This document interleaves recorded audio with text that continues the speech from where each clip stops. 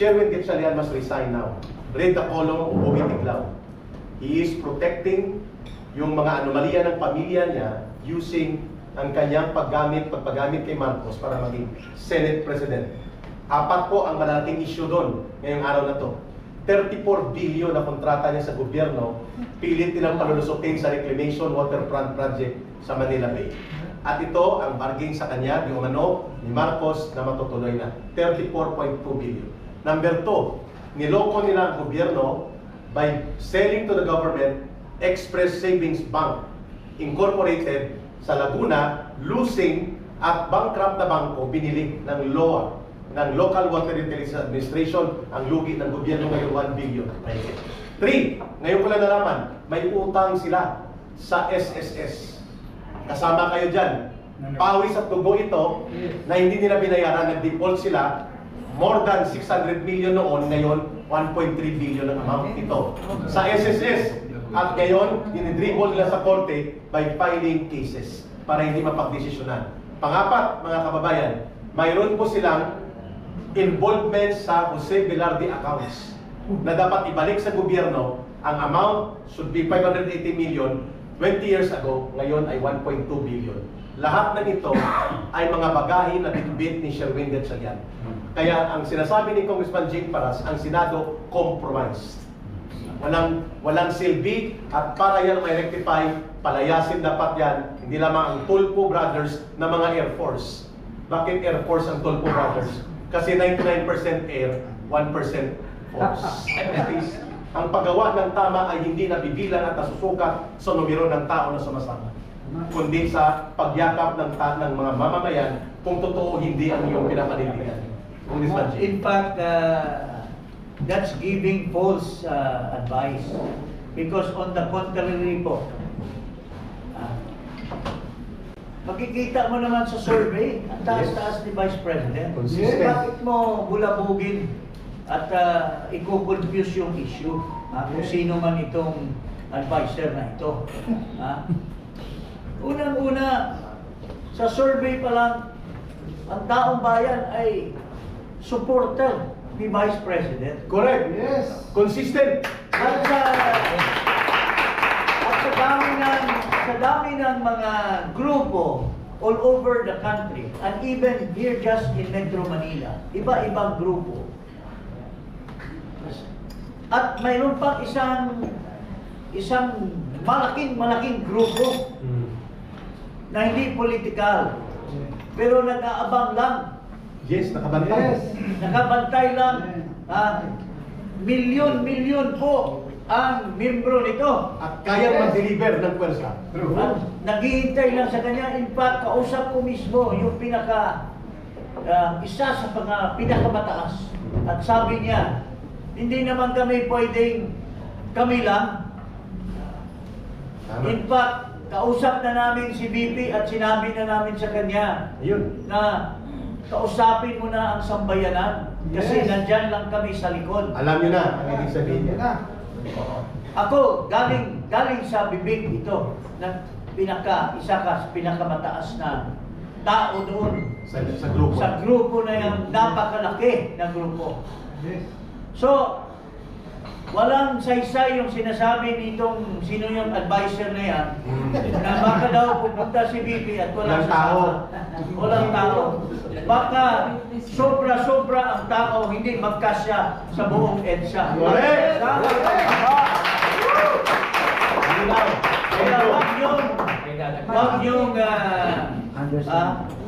Wag yung bigyan ng false information sa ating Vice President. Correct. I agree. Thank you, Congressman Jing. May dadagdag si Attorney Maniluna ng Lawyers for Good Governance. And then open forum na po tayo at magsalo-salo tayo mamaya sa simpleng pagtitipon na ito. Go ahead. Just to support further the theory and the explanation of former Congressman Jing Paras. I've attended 2 rallies of this big non-political group. Ang average na assemble nila ay umabot ng 2.5 million. Hindi pa lahat tinawag yun. Just a warm-up, so to speak. I was there in 2 occasions. What more, kung tatawagin na ang full force nila to express yung kanilang sama ng loob sa gobyerno dahil dalawang beses sila nanawagan for good governance and for transparency and justice and accountability. Sinunod ba? Wala. Wala. Ang nangyari, cover up, grand cover up. Cover up pa. So, yung mga nag-advise ng gano'n, you should review itong mga pangyayari, the political events prior to itong nangyari ngayon at makikita mo na because of the intensification of the efforts and lumabas na lalo yung mga kabulustugan, siguro 10 million will be export now. Tama. Diba? All over the country. So, hinay-hinay lang po tayo. But sa aking grupo pala, meron kaming pinag-usapan with former Quezon City Councilor and my good friend Attorney Aria Ginto a few weeks ago that we will form a group, a lawyers group to be known as Lawyers for Good Governance, Maganda. to help our people fight this grand, massive corruption and plunder of our economy and treasury. Ayun. Para tumulong tayo sa mga institusyon na humina na nag-contribute dito sa failed state status na sinasabi natin. Kaya gusto natin isalba ito. And we will contribute Ayun. to good governance and to advise so that we will follow the law.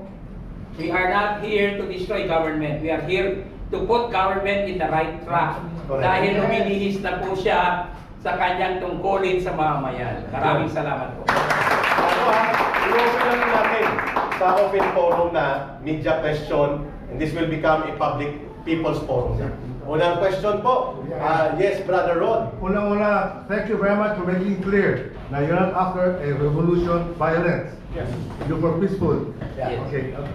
Guide po, identify yourself please, sir. Yeah, kasama pa yan. Magandang umaga po sa inyo. Ako po ay hindi tatanong, kundi bibigay lang ako ng konting dagdag. Kasi sa mga briefly lang, sir, please. ninyo. Briefly lang. Opo, dahil lahat naman kayo, maganda yung mga sinabi ninyo. Tama po yung panawagan na By the way, sir, anong grupo kayo? wala po, Kasama pa yan. ako po kasi sumasama lang sa Ordinary citizen. Opo. Okay, sige. Tama Sa po yung mga kasi yung paliwanag supporter ng ninyo, PDP. panawagan kay Vice President. Guide po. Walang katulad po yan sa isang bus. Ang bus po ginawa, isa lang ang manibela, hindi tatlo, hindi dalawa, hindi apat. Kasi babangga, magkapadisgrasya pagka maraming dapat po talaga isa lang ang tibon, isa lang ang naglilid. Pangalawa, tama po rin yung sinabi ninyo, hindi tayo nananawagan na ibagsak ang gobyerno. Nandiyan na ang gobyerno, nandiyan na yung struktura, nandiyan na yung mga batas. Ang ating pong pinapanawagan, ang ating nilalabanan yung mga namumuno na walang hiya. At hindi rin natin hinihiling kay Vice President na siya ay manawagan at sabihin sa taong bayan, kagaya ng sinabi ni Senator Amy, na yung kanyang kapatid ay drug addict. Wala po tayong hinihiling na gano'n kay Vice President. Kundi samahan lang niya tayo. Siya yung magiging unifying factor. Salamat po. Maraming salamat, sir. At yan po ay boses ng ordinaryong mga mamamayan and we appreciate that. Okay? Thank you. Magbigay po tayo ng unang buwelo ng mga pagtatanong.